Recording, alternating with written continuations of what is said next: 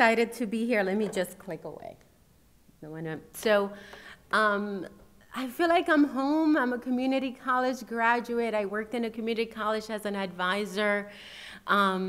Just so fortunate. And so as I'm sitting here, I really want you to think of me as that student that you educated, that you advised, that you work with to make sure that they got into a four-year institution, that you gave all of these skills, and I really am that. Wish I were younger, but it's fine. We're not gonna get into that.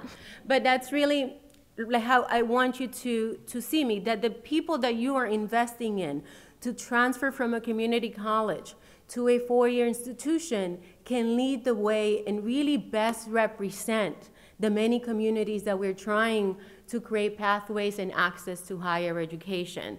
That leadership really begins with all of you supporting someone like me, and I really mean it, and I thank you as you listen to my long presentation with the many slides.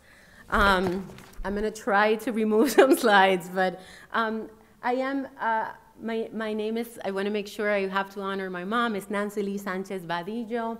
This is my background. I'm also right now writing for Forbes as a contributor on these issues. And so I want to make sure that I cover the issues that are really affecting you each day.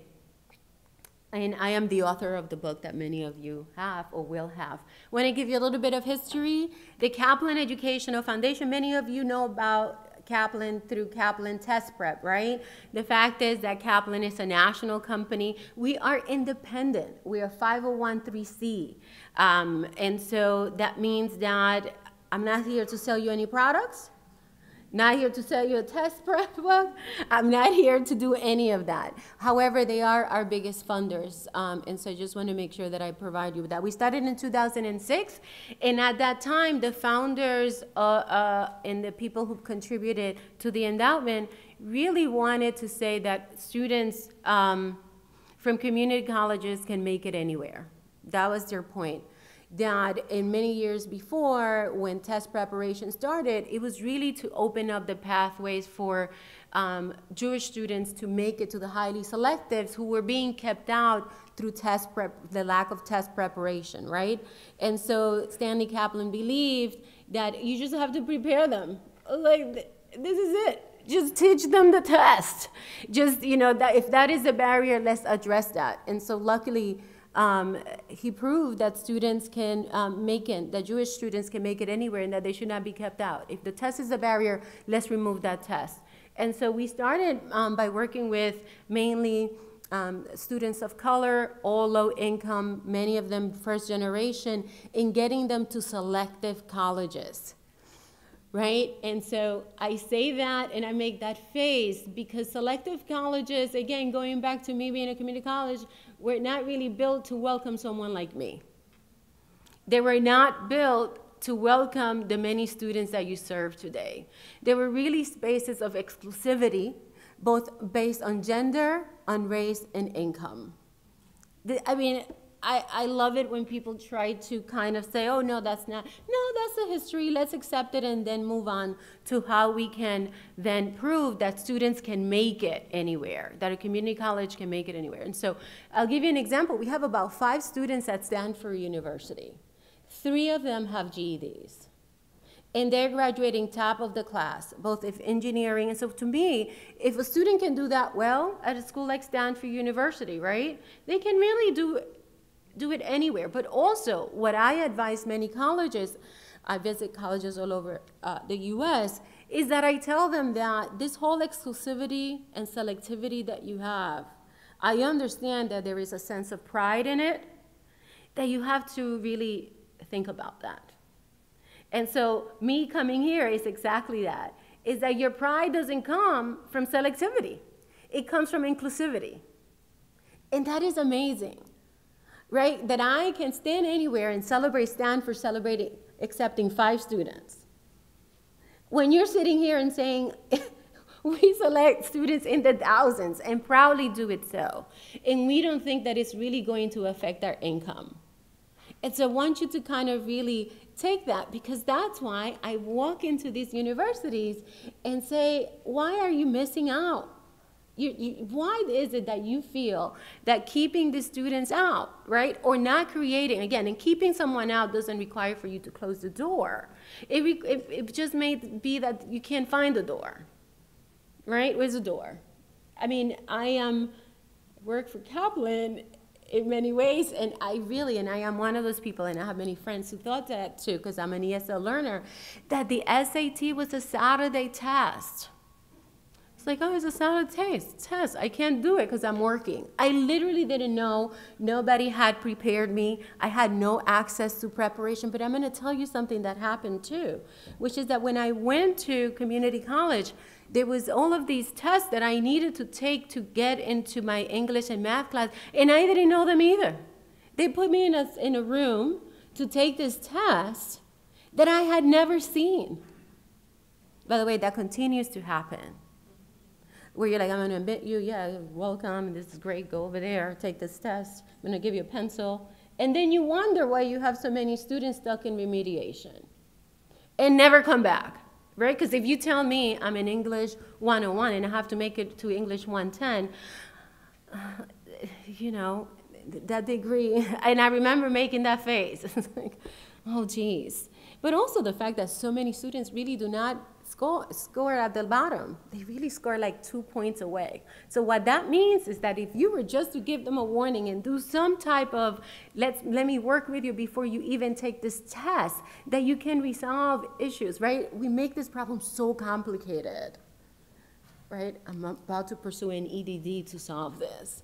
Right? It's so complicated. Like, we are all here in this conference really thinking about the problem. This is just like, take that one thing. Just that one. What is the solution? As smart as we all are, it is a simple solution. We can have a committee about it, though. Right? Want to talk about it forever and ever? We can do it. We're good at it. Have some coffee, some donuts, and talk about it for, but the reality is that, again, look at me as your student. Just look at me as, what should I do? You telling me, Nancy, you're accepted, this is great, you're part of our Valencia, this is amazing, and I'm happy. I call my mom, and they're like, there's a test over there that you need to go to, right? I'm like, I have to work, right? I got things to do, but okay, I'm gonna take this test. I don't have any understanding of the weight of it. I don't understand that that is going to add years to my education. You know that. You know that. But you're like, it's okay. You know, and again, and when I look at my students for Stanford, guess what? No remediation. All they have to have is pre-calc. Isn't that something? That when we then deal with the masses, as opposed to selectivity, we create all of these barriers to sift and divide, to make it manageable, right? That's like organizational theory 101, right? You remember the PIN, where that whole thing of Adam Smith, that you go to the factory and you have to break down the process by PIN, like who makes the little head, who makes it. That's what we do. But these are not pins. These are human beings. And so it is so important that we really sit back and say, what is the human solution? What do I need to do for Nancy to make it in here and get out quick and go back to work and come back and tell me all about what's happening in the transfer world, right? So just always go back to that. And again, I'm speaking to the choir because you guys are doing an excellent job. I was just saying to someone that, I'm not gonna, you see, I am horrible with these slides because I love talking. And so one of the things that I recently spoke at Aspen Institute, also on the national perspective of transfer, and I do advise you to, if you haven't, to go to the Aspen Institute's website and pull down their report on the American Transfer Initiative. Who has heard about the American Transfer Initiative? American Transfer Initiative has a goal of, I believe, enrolling about 50,000 students by the year 2020. Don't quote me on that. Turn off the camera when it comes to that. But it's basically, how do you get more students of color from community college to transfer to highly selective institutions? These institutions basically are part of the ATI initiative. So it's specific institutions, they apply for that, but you know, they have to be selective, right? This is one of the things, it's based on selectivity. And again, but what I was very happy about, that is that I was there, this consortium kept coming up as an example. That this was the example. Isn't that crazy, right? We're selective. And then they have to look at a school that it says, let's welcome them. Let's meet them where they are. Let's meet them where they are. That's a beautiful thing. And for someone like me to have, I get little goosebumps. I love this stuff. And so one of the things that you have to really understand is that with that message, then that's how you're able to create this. Again, I've been in many rooms advising and doing consultancies and kind of what is a transfer process. And guess what happens? If somebody brings out the articulation agreement, the faculty love articulation agreements. And I'm like, what's Psychology 101 here and Psychology 102 and 103? How to kill transfer. Talk about the articulation agreement. I understand that it's a technical piece of it, right? I understand that we have to do that we have to get to that. But it should not preclude us from dealing with the human experience. This is a graph that I love to show because it really speaks to who doesn't come back. Who doesn't come back? Let's celebrate those students that are non-traditional, that are doing all of this work and still stay. But let's really consider the fact that Latino and Black students, once they leave, may not come back to your school. And I worry more about the student that started and didn't come back, because that's where transfer comes into play, right? Many of them, we finish in another institution, but for so many of them, we just don't come back. And I was just discussing with President Whitaker about transitional points. We lose students who are in survival mode, as I call it, or for many who are first generation and low income during transitional points. If we keep them, if we retain them, if we have them, if we're talking to them, if we support them, the likelihood is that they will stay. But it is that transition from community college to 4-year that we lose them. It is that transitional from home and taking care of 2 kids, going to the community college to enroll and finding someone who is like, let's see, right? I don't know where the form is. You have to do the form on your own. You're going to be a college student, so you really should be able to do this. Again, for those students that are applying to selective colleges, I have colleagues that charge $15,000 for one student to advise them on how to do those applications. Right? I'm in the wrong business. Right? And I'm very serious about that. That if you go right now to a school where they're aiming for selectivity, the level of support that a person would get to that school is incredible. Everybody's in.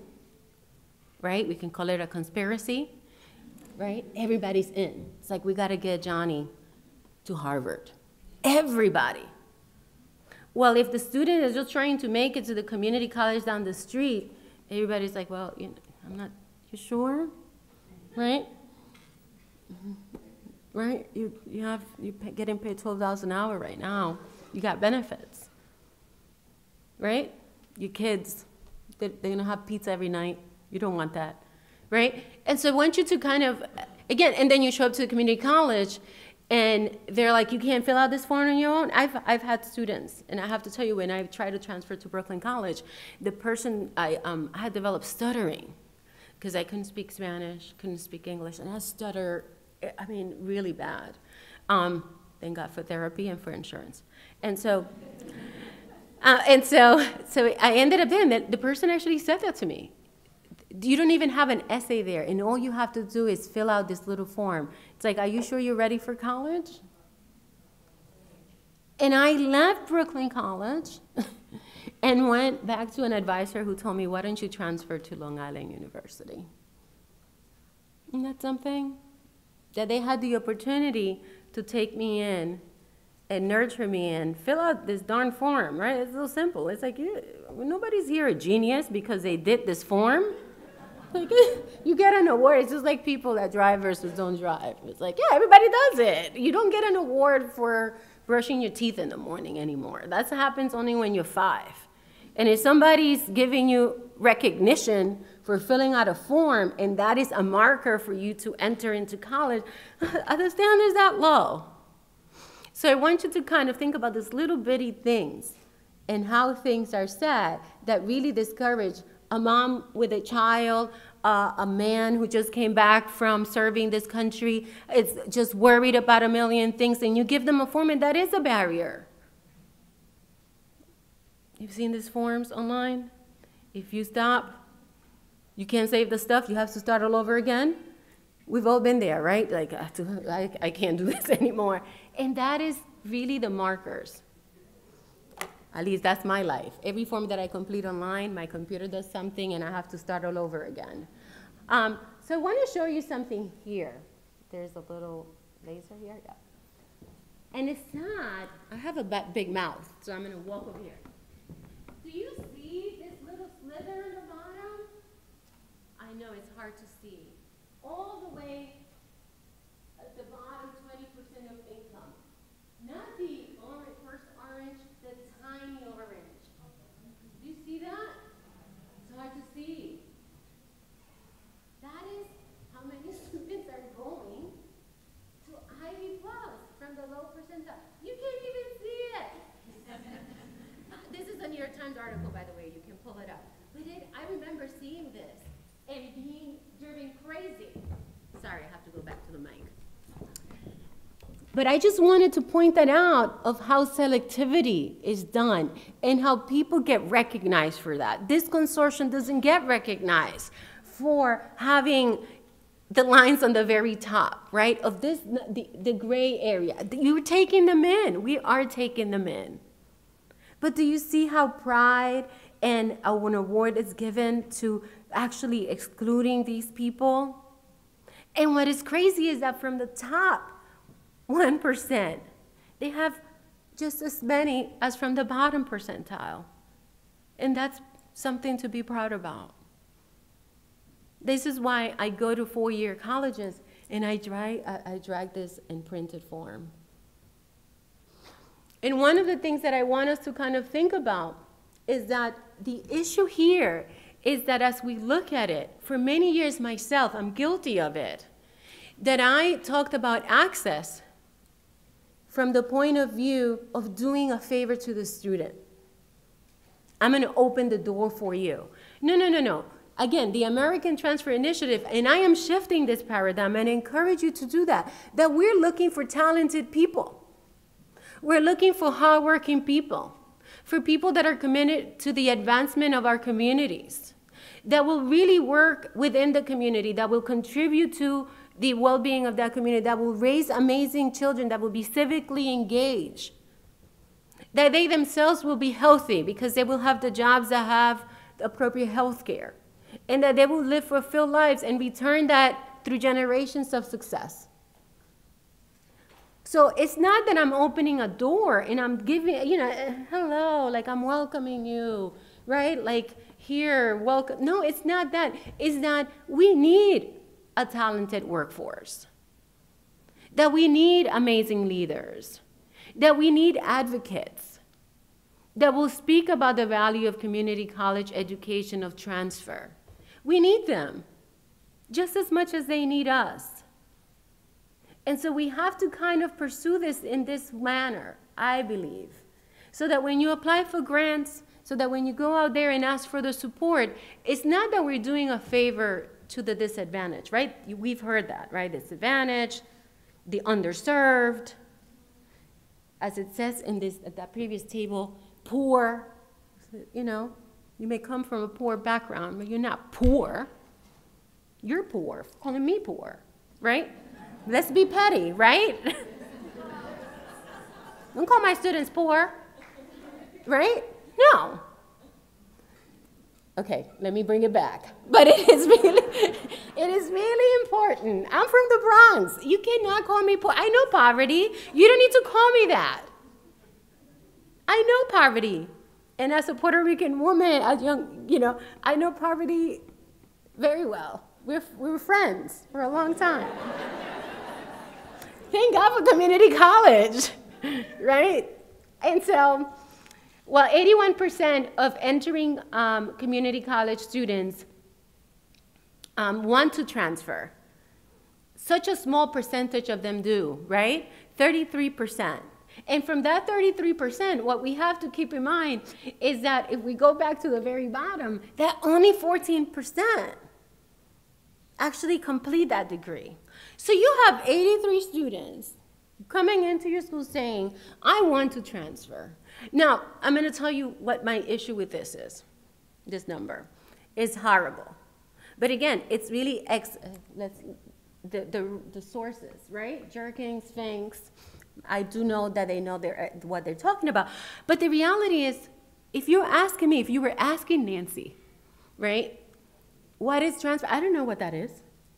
So somebody saying, you want to transfer? I'm like, oh, I guess, yes, absolutely, I want to transfer. I don't know what that means. And so in my book, I cover the language of transfer. If you're throwing a major, I didn't know what a major was. I thought it was a mayor. It's like, oh, the mayor. I was so confused, right? And so I really urge you to think about that these words that we throw at students, what is a major? It's like culture, the word culture. If I ask any of you to describe what culture is, you're like, I'm dancing, food, I don't know, right? When we talk about majors, it's the same thing. What is sociology? Sociology major? Social work? No. Right? I'm a sociology major, so everybody thinks I'm a social worker. No. In my family, they think so. But then again, my mother, who only has third grade education, thinks that I'm a principal. And whenever I show up to her house and I'm not properly dressed, she would say, I thought you were a professional.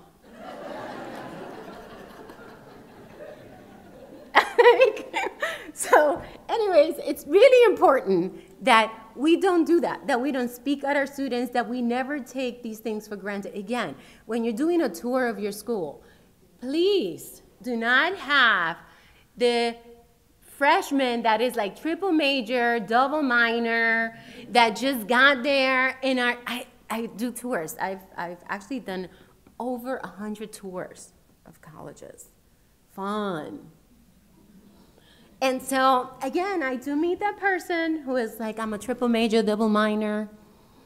My mom and grandma went here. It's great. Love it. I deliver a speech. I actually write the speeches for the president.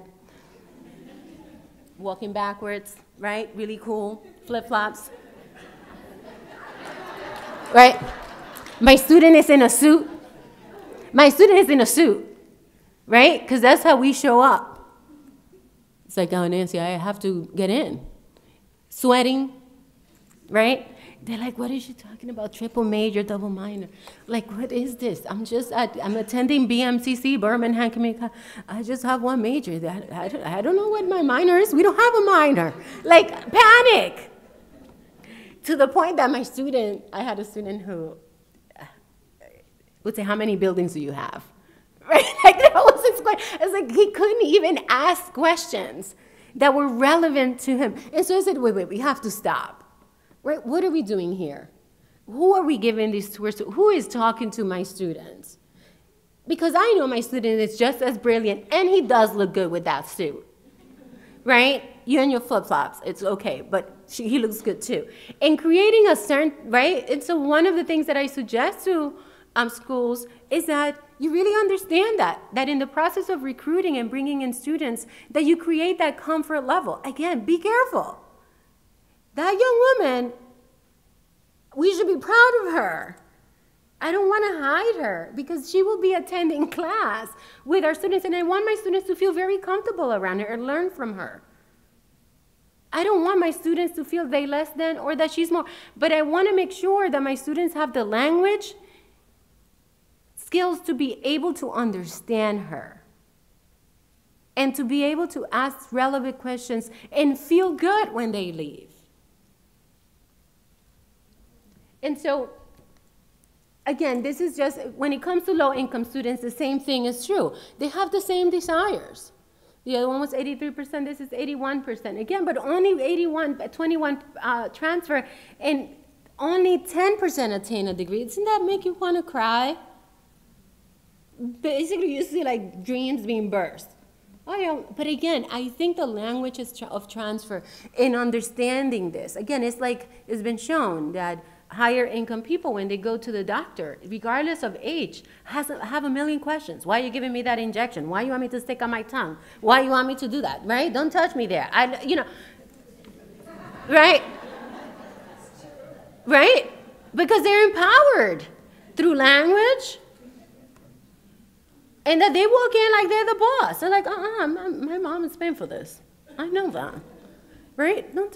So what I want you to kind of constantly think about, I want your students to come into your classes really as owning their mind, their bodies, owning that moment and being able to be a part of it and not for them to be talked at. And for us to ask irrelevant questions like, do you want to transfer?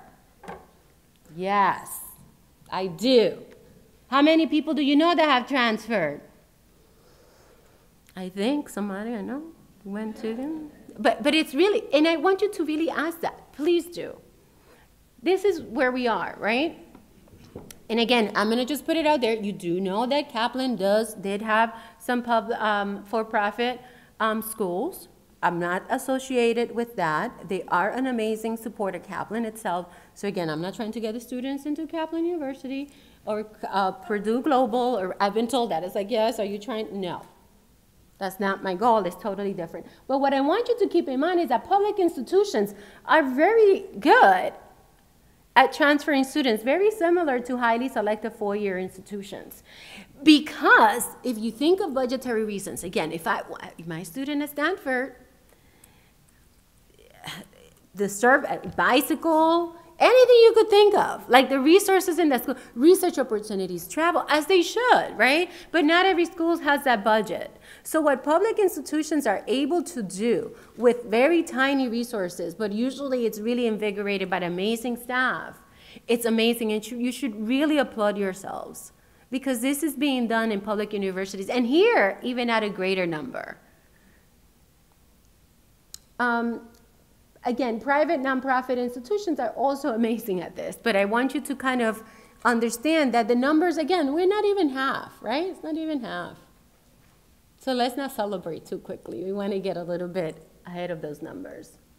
This is from the American Talent Initiative, and I wanted to show this, and I do encourage you to look at that report. And this speaks specifically about how low-income students do a lot, don't do as well. And just focus on that number between the 44% and the 36%, that's where we are, that their income is a determining factor in how well you're going to do. So keep that in mind. Again, you all know that.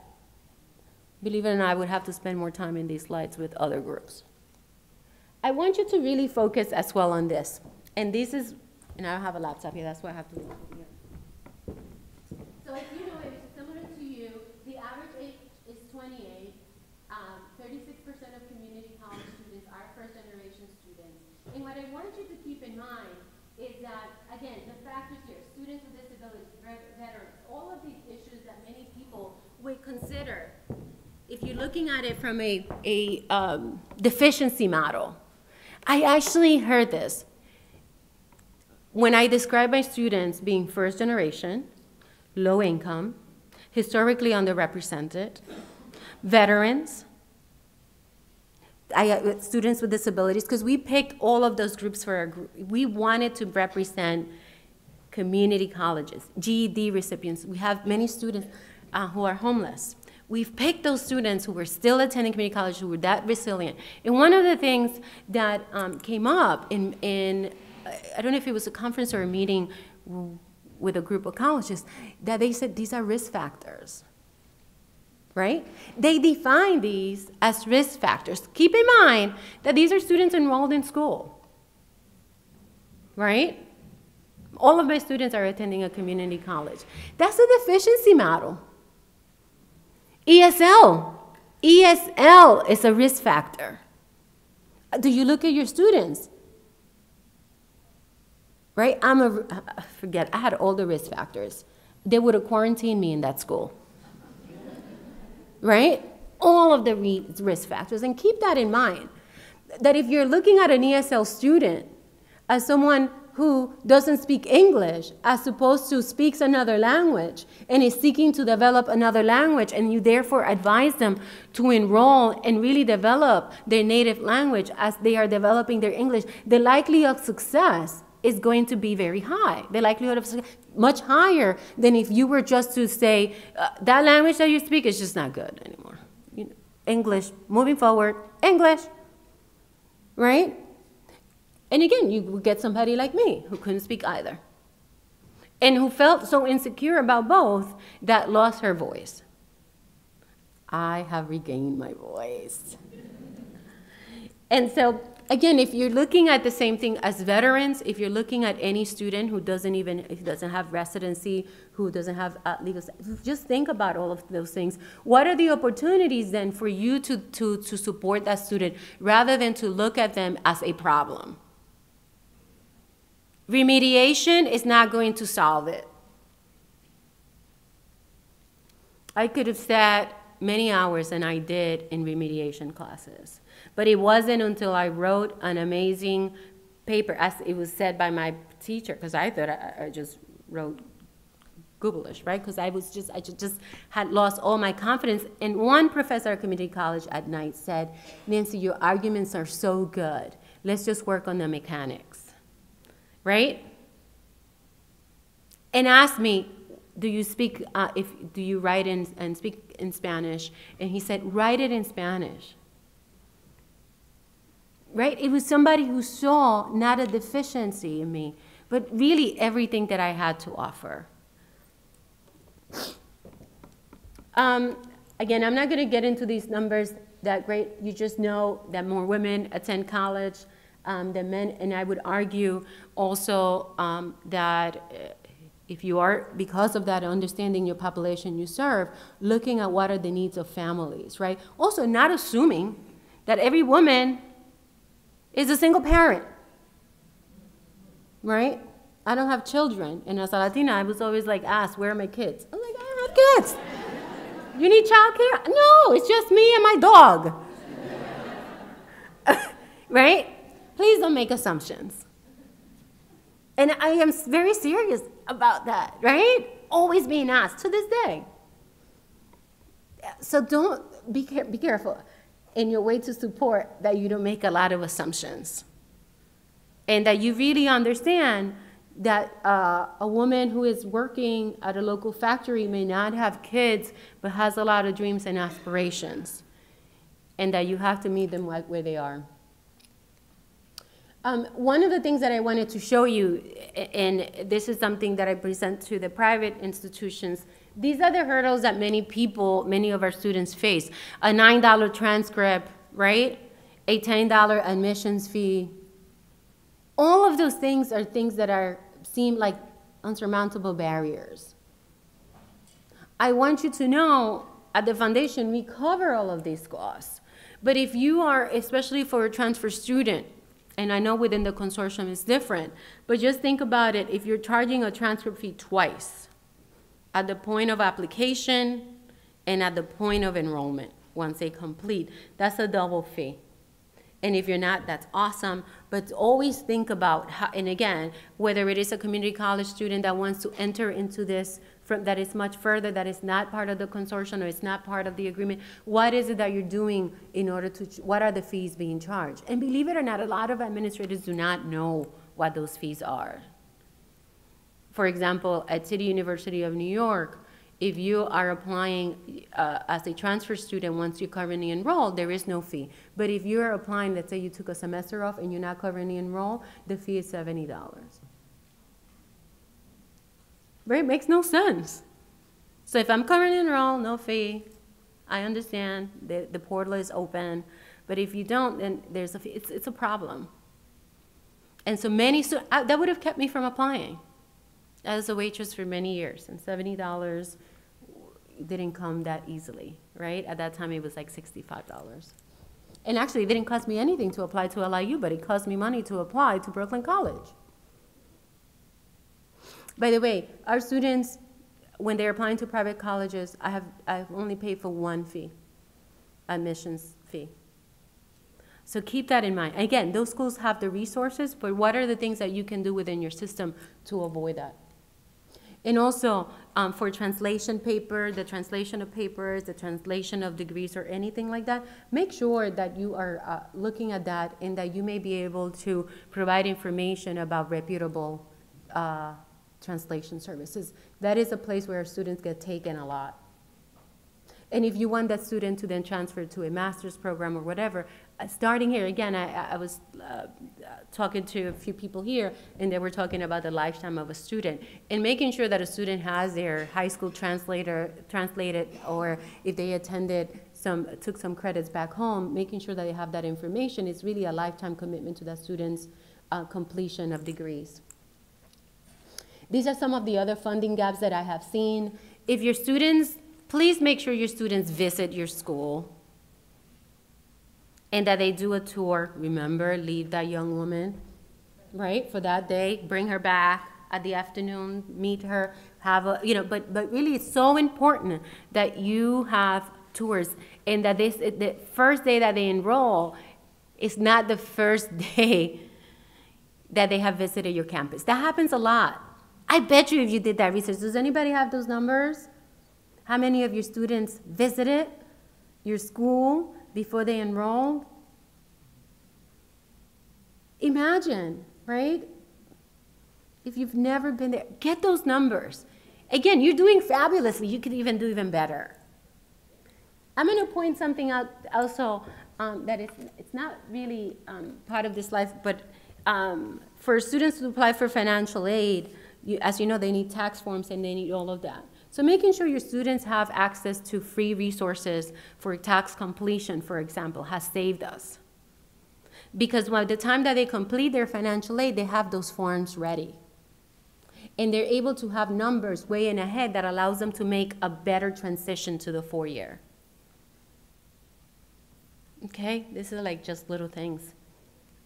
I want to point out that this is something that at the end of the day, a private Ivy League with an endowment in the billions is able to fund students based on need at a higher level. And going to many of the schools for our students, for example, is usually a zero, there's no cost. They get fully funded. And I understand that that's not the reality, and I don't expect that to be the reality here. But I want you to kind of think about it, going back to those costs and those things, or how do you make sure that the student is able to transition into your school with minimal cost, because that may be the student that then gets very discouraged because they're already coming in a minus. Again, I don't expect you to come in with $25,000 in a scholarship or anything like that, but I do recommend that you try to reduce these costs that seem tiny. Again, not having glasses for a student, it's a major thing. And I've had that, where students have broken their glasses, where it's like little tiny amounts of money that these schools make a commitment to graduating those students no matter what. That's the secret. Johnny needs glasses, Johnny gets glasses. Johnny needs therapy, Johnny gets therapy. Johnny needs to go and interview for an internship, he gets that fee paid for. Again, you don't have the resources to do that. But being able to educate that student so that they are the best consumer of their education is what really matters. Make sure they're fully aware of that. Hey, in addition to those costs that, the tuition, housing, whatever it may be, there are all of these other costs. Let's think about how you're going to address that. Because you saying we have internships, but the student has no transportation to make it to that internship is as well as you saying that we don't have internships. Right? Again, this is the language of transfer, and I never want, that's in the book, but I want to make sure that you never take these things for granted. Financial aid, many people talk about subsidized and all of that, and those are things that we can teach about, but in reality, it's much more than that. Like, for example, how do you explain Pell, federal aid?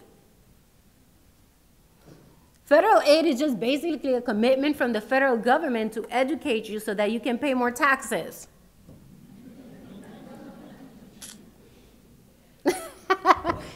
an investment. They're not giving you that money because you think you're cute. Although my students are cute. That's really why you invest in someone's education. The federal and state governments say, I'm going to invest in you so you can make more money. It's not so that you find where unicorn dust comes from. It's really because we want you to be an engaged citizen that is able to contribute to the welfare of the state and of the government. That's it. That's the whole premise of education. When you say that to a student, it's very empowering. And say, we're all in it. The federal, the state, the school, we are all in it. As opposed to, kind of you're a taker, right? You're over here, you know, hey, you're getting this education for free. I've heard that. Somebody's investing in you.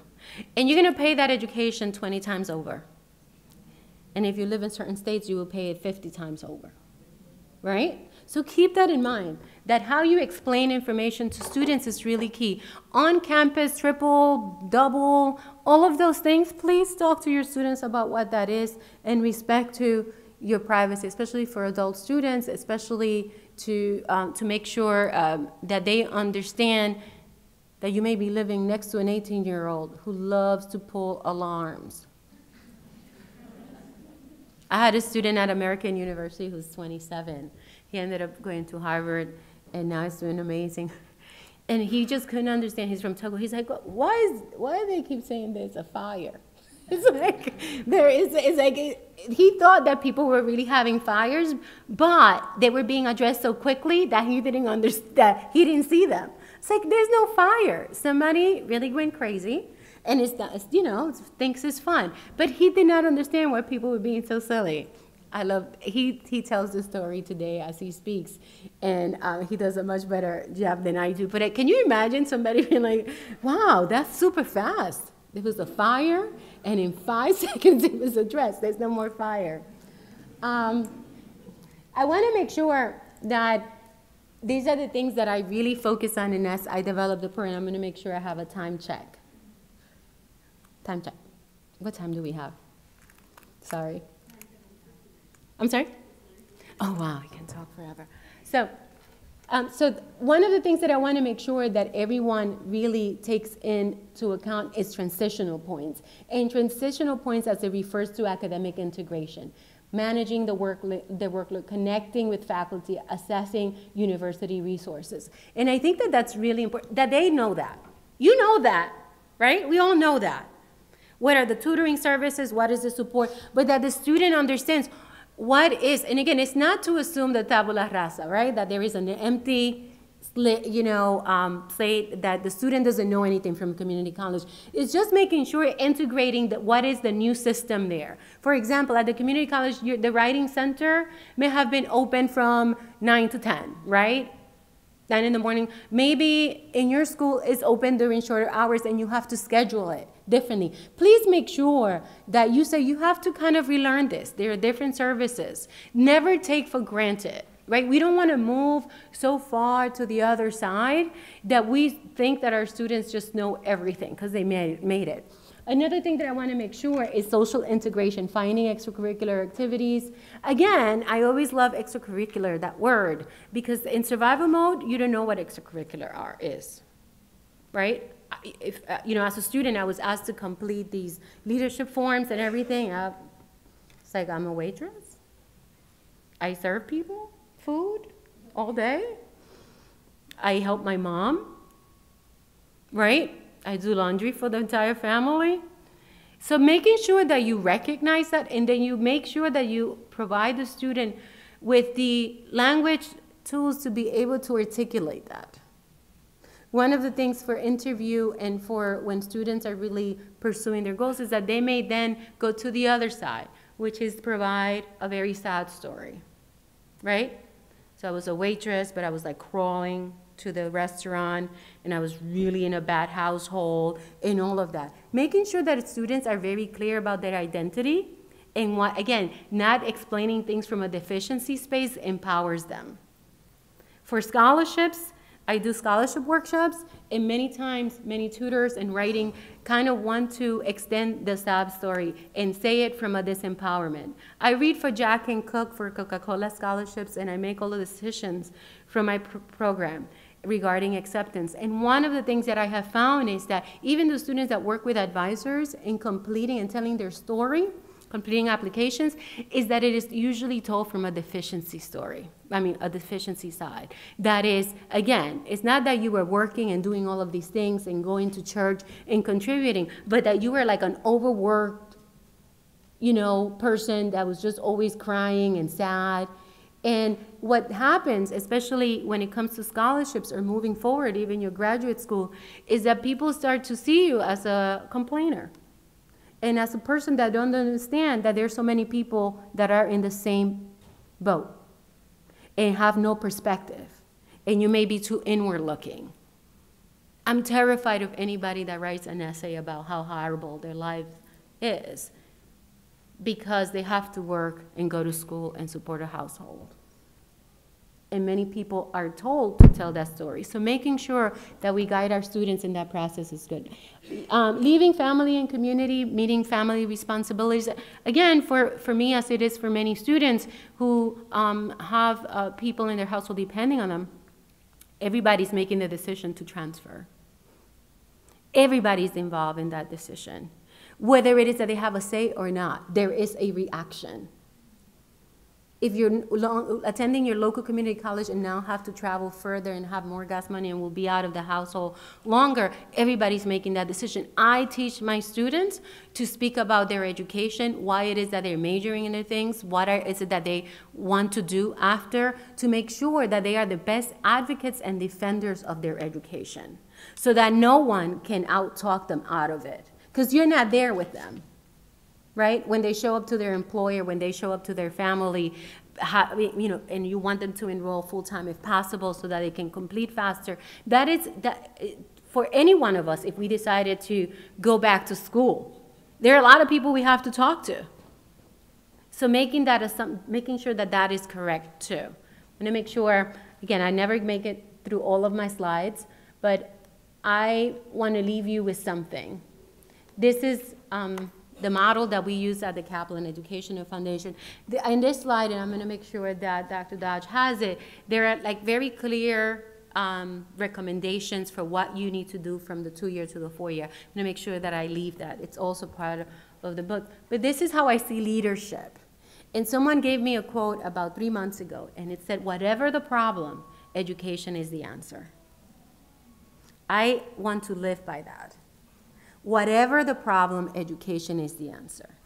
Think of health issues, think of personal issues, think of mental health issues. And if you educate yourself and you understand the problem, you can come up with a solution. It's not just that education unto itself is the solution. It's that education serves for you to solve all of your work problems. So make sure you educate your students in that way. The way that I define leadership is really in these three prongs. I want you to be extremely good at what you know. If you're a sociology major, a psychology major, an engineer, that you know that you're good at it. It's another code. It's like, no matter who's living or alive, that they cannot do it, they cannot do it any better. So you're so good. I want you to aim for becoming so good that no person that existed before you or is yet to be born can do it any better. And I want, especially for young women, to believe that all the time. But for first-generation students, that if you really understand the problem, you can come up with the solutions. And that if you come from a diverse background or have been exposed to diverse backgrounds, that you are ahead of the game. You don't have to come from a diverse background yourself. If you're a part of it and you have understood what diversity does to you, that you embrace it and that you welcome it and that you seek it. And the same thing with financial. If you are in survival mode, you cannot thrive. Personally, I've been in survival mode many a times. You just cannot thrive at the level that you should. You may be so good at it that you can present, you know, and do well. But I'm talking about thriving, becoming the very best. If you don't have food, if you don't have shelter, if you're not confident, if you feel ostracized, it's very difficult to thrive. Also in personal and social and emotional, self-reliance, the myth of balance. Please don't sell the myth of balance to students. It's really a myth. There is a time to study, to dedicate yourself to this dream, and during that time, it's really gonna be bad at times. It's gonna be great at times, but it's a myth, right? Don't say you can be all of these things all at once, right? Because the fact is that you're gonna have to make some choices, and you're gonna have to set priorities. And also that you, finally, that you really should make sure that your students walk proudful in your colleges, and that they're welcome, and that they are embraced and celebrated. I went to your website last night, as I always do before I go to a college, and I was celebrated, I was so happy. I wrote back to my staff, you have to look at this website, this is amazing. But there was one thing that I saw that I said, wow, if I looked at this, I would feel outside of the institution. There was a celebrating the class of 2000 something, 2023, whatever year, right? Again, I can't even remember because it makes no sense to me. It will make no sense to my students because when they graduate, they don't know. They're not the class of 2023. They may be the class of 2020. They may be the class of 2021. And all it takes is for you to create a variance of saying 2023 and beyond and 2023 and before. Because I may have arrived with 60 credits. I may graduate in 2 years. Celebrate me, welcome me, and make sure that if Nancy walks into your class that you see me for everything that I have, not for everything that I don't have. Keep up your good work. I'm so proud of everything that you're doing, and thank you.